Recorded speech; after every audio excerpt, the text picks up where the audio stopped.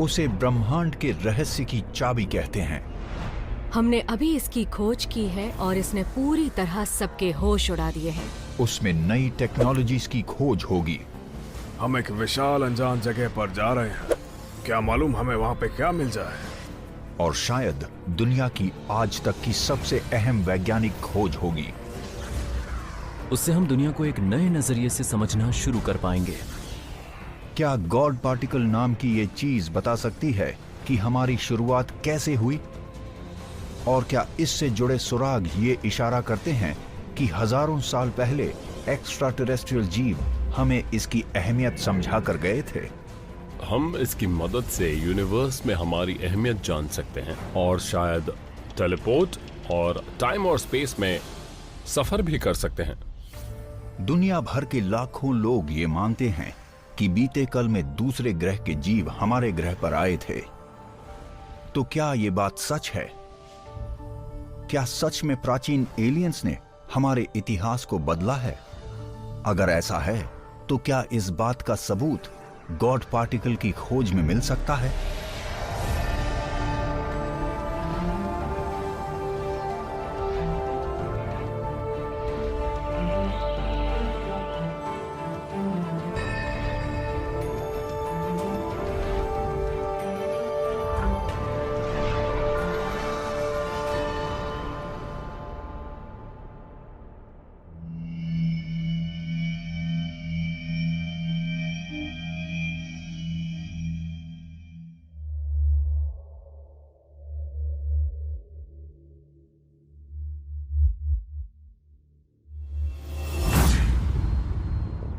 हर धर्म इसी सवाल का जवाब देने की कोशिश करता है।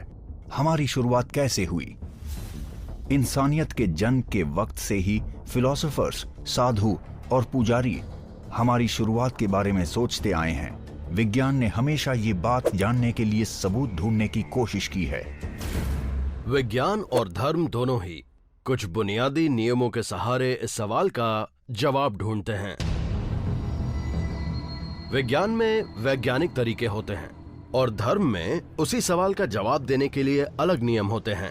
धर्म ये मानता है कि दुनिया में ईश्वर या देवता होते हैं। धर्म हमें दुनिया को अलग नजरिए से देखना सिखाता है और विज्ञान एक अलग नजरिए से देखना सिखाता है। हाँ, इन दोनों ही नजरियों में काफी कुछ बातें थोड़ी बहुत एक जैसी हैं।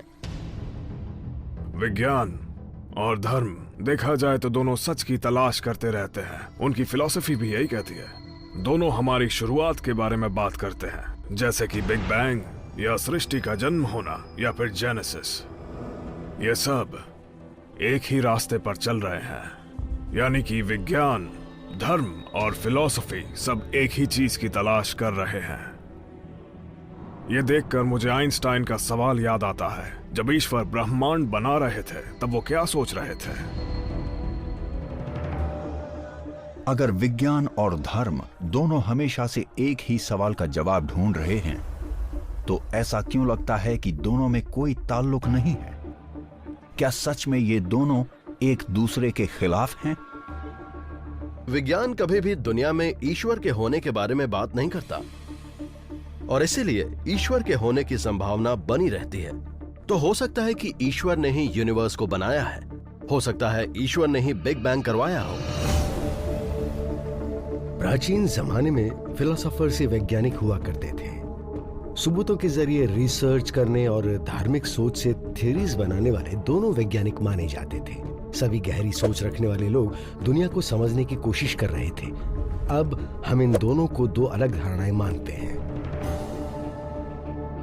अगर हमें सच में धर्म और विज्ञान के बीच की दूरी कम करनी है, तो हमें ये मानना ही होगा कि धर्म को एक वैज्ञानिक नजरिए की जरूरत है और विज्ञान थोड़ा सा धार्मिक नजरिया अपना ले तो उसे फायदा ही होगा।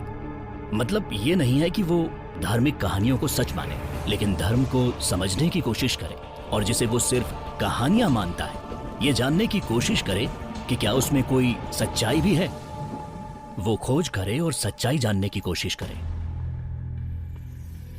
जिस तेजी से टेक्नोलॉजी के मामले में हम आगे बढ़ रहे हैं, क्या हम अपनी शुरुआत का सच जानने के करीब आ रहे हैं?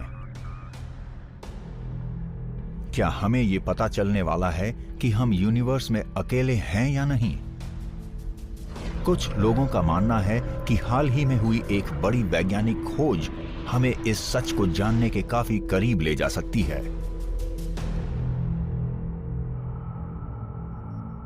Geneva, Switzerland. यहां पर जमीन की सतह में 300 फुट नीचे पूरे 27 किलोमीटर की लंबाई वाली दुनिया की सबसे बड़ी और सबसे अनोखी किस्म की मशीन बनाई गई है।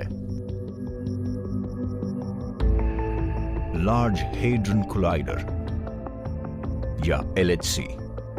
इसमें छोटे छोटे प्रोटॉन्स को लगभग 108 करोड़ किलोमीटर प्रति घंटे की रफ्तार से टकराया जाता है। इसलिए LHC में इतनी एनर्जी पैदा होती है कि कुछ लोगों को डर है कि इसमें एक ब्लैक होल पैदा हो सकता है जो पूरी धरती को निगल सकता है। ये लार्ज हेड्रॉन कोलाइडर इंसानों के लिए एक बहुत बड़ी जीत है। इसमें कोई शक नहीं है कि इंसानों के हाथों बना आज तक का सबसे अनोखा और ताकतवर डिवाइस है। इसमें जिस तरह दो प्रोटॉन्स को बेहद तेज रफ्तार से छोड़ा जाता है और एक दूसरे से टकराया जाता है, उससे ढेर सारी एनर्जी पैदा होती है और छोटे पैमाने पर वैसे ही हालात बनते हैं जैसे कि बिग बैंग की शुरुआत में पैदा हुए होंगे। ये एक तरह से वक्त में पीछे जाने जैसा है। बिग बैंग के वक्त में जब यूनिवर्स की शुरुआत हुई थी, हम यूनिवर्स की शुरुआत के वक्त में जाते हैं जब यहाँ उतनी ज्यादा एनर्जी पैदा हुई थी। जुलाई 4, 2012 के दिन LHC के जरिए हुई पहली खोज के बारे में जानने के लिए European Organization for Nuclear Research यानी कि सर्न के एक ऑडिटोरियम के बाहर हजारों लोग जमा हुए थे। ये इवेंट दुनिया भर में लाइव दिखाया जा रहा था और वैज्ञानिक ऐसी खोज के बारे में बताने वाले थे जो हमारी यूनिवर्स से जुड़े एक सालों पुराने रहस्य को सुलझा सकती थी। उस वक्त उस जगह पर कमाल का माहौल था। वो किसी आम फिजिक्स सम्मेलन या सेमिनार जैसा माहौल नहीं था। लोगों का मानना था कि एक बहुत बड़ी बात के बारे में बताया जाने वाला था, ऐसी बात जो बेहद अनोखी थी, और यही सच था। मैं तो बस यही कहना चाहूंगा कि हम वो कर सकते हैं।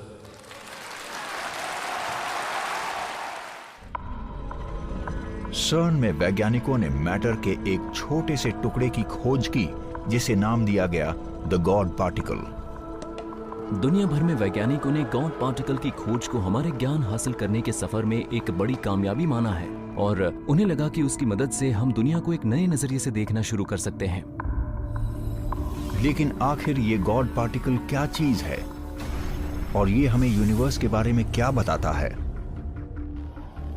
साइंटिफिक कम्युनिटी में इसे हिग्स बोसन के नाम से जाना जाता है और इस पार्टिकल के बारे में सबसे पहले 1964 में फिजिसिस्ट पीटर हिग्स ने बताया था।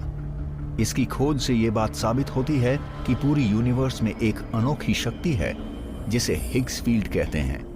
वैज्ञानिक कहते हैं कि जब ये पार्टिकल इस फील्ड में आते हैं तो उनमें मास पैदा होता है जिससे वो धीमे हो जाते हैं और इस वजह से उनसे मैटर बनती हैं जैसे कि ग्रह और तारे। उनको आप रेत या फिर शक्कर में से गुजरती पिंग पोंग बॉल्स की तरह समझ सकते हैं। कभी कभी वो रेत के अंदर चली जाती है, कभी कभी रेत के ऊपर आ जाती है। जब वो ऊपर होती है तो ज्यादा तेज चलती है और अगर नीचे दबी होती है तो धीरे। और इस तरह हिग्स फील्ड के संपर्क में आने की वजह से हिग्स पार्टिकल के अंदर मैस पैदा होता है। शब्दों में ये जताना नामुमकिन है कि हिग्स पार्टिकल की खोज कितनी बड़ी बात है और इस खोज से पता चलता है कि हम सही रास्ते पर जा रहे हैं। साइंटिफिक कम्युनिटी में अब लोग बहुत उतावले हो रहे हैं क्योंकि हिग्स फील्ड पूरे स्पेस टाइम में फैला हुआ है। थियोरेटिकली यह मुमकिन है कि हम पार्टिकल्स का मास गायब कर दें और तब उनकी रफ्तार लगभग रोशनी की रफ्तार जितनी हो सकती है। इससे न सिर्फ नए ग्रहों पर बल्कि तारों पर भी जाकर उनके बारे में जानना मुमकिन होगा। अब चाहे हम सहारा लें विज्ञान, धर्म, फिलॉसफी या फिर एंशिएंट एस्ट्रोनॉट थियरी का, लेकिन बात यह है कि हम सब एक ही सवाल का जवाब ढूंढ रहे हैं कि हम कौन हैं, हम कहां से आए हैं और आखिर हमें जाना कहां है। और इसलिए हमने हिग्स बोसॉन या गॉड पार्टिकल की खोज का जश्न मनाया क्योंकि उससे हम इन सवालों का जवाब ढूंढने के और करीब आ गए हैं, जिनका जवाब इंसान हजारों सालों से ढूंढने की कोशिश कर रहे हैं।